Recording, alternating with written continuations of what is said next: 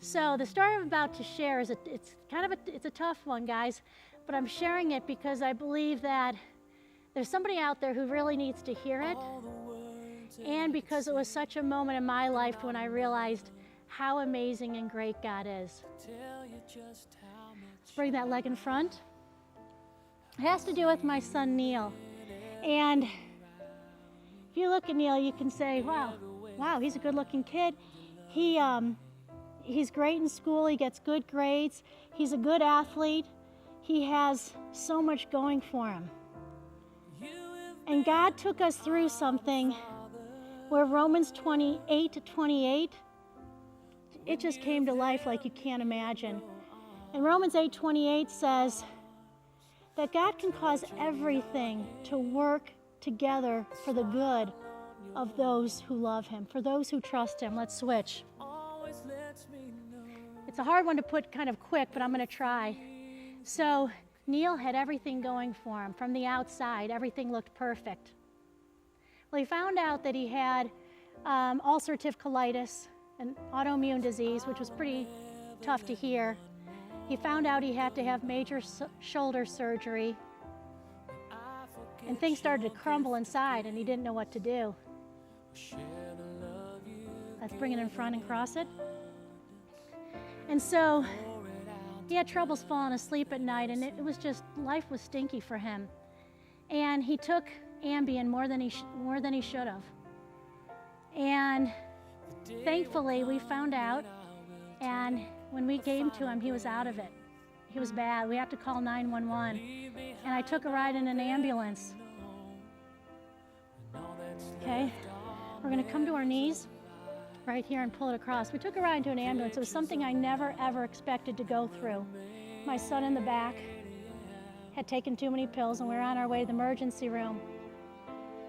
From there, we spent a couple days. Neil had to go to the psych ward of a hospital.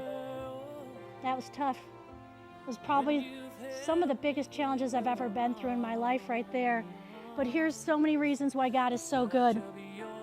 I had wondered, when the going really got tough, would I still believe? Would I still have that faith that God was there and that his plan was better than mine? And absolutely, my husband and I, we bonded together. We knew God was at work. Switched over here. A friend of mine had a vision of Neil, and he had a wire around his head, like a bungee cord. Let's stand up. And right here. And Satan was pulling on that cord and just tightening in on him. And I knew it. I could feel Neil being attacked. I knew that was going on.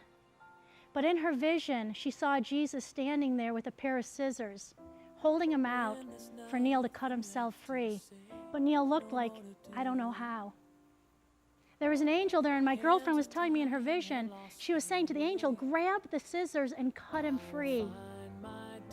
But it was clear when the angel said to her, no, he needs to learn how to cut himself free. He needs to break free. Since that, amazing things have happened. Come down here. Literally, we've heard from Neil's counselor at school how he's reached out to help so many people at his school who are feeling down, and he talks to them. Because what Neil learned through that whole experience was, he knew who God was, but he didn't really know God. He didn't really know him. And he was missing out on this amazing relationship. And so that's why all of the things in his life from the outside looked so good. But inside, he was the only thing that was missing was that love, that feeling of being loved for who you are by God. He now understands that feeling of love. He's reached out to help others. And he has said, I'm glad I went through it all because it made me who God wanted me to be faster. So that's why I love him so much, and I'm so thankful that he is my son. Listen to this video clip right now. And I knew that there was a reason I was still alive, and there was a reason I was still breathing. And it was because of God. It just clicked, like, I need God in my life. And it just snapped, and it was probably mid-early September, and I was just like, all right, this is it. This is the time for me to get my act together. I got out of that dark mess only by the grace of God and by some great people at my school. I started feeling great. You know, I had recovered about halfway from my surgery. I had some friends. I was involved in the youth group. I had just everything kind of, all the pieces falling into place. And I finally started getting some redemption. And it was probably around October of this past year that I was really doing well. You know, I had forgiven myself for all I had done. God had came into my life, changed me. I had just completely been morphed into a different human being. It was so redeeming. It just felt so satisfying. I hadn't felt this way. I had just found what I had been searching for the past 5 years. It was something that I desperately needed. I've now just devoted my life wholeheartedly to God, just giving him all I have, and it is the best decision I have ever made. I am so grateful for what has happened to me. Without all that stuff in my past, I would not be where I am now. And a lot of people go through all this dark time, and you think to yourself, why is this happening to me? I thought like I was doing everything right. And you think, why does God have to do this to me?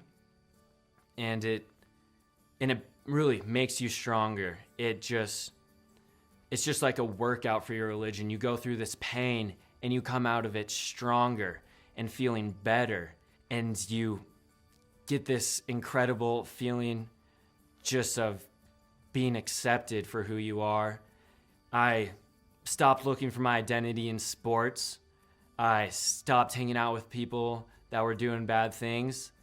And it made my life so much better. I'm just a son of God trying to tell people about Jesus and just living for him every day of my life.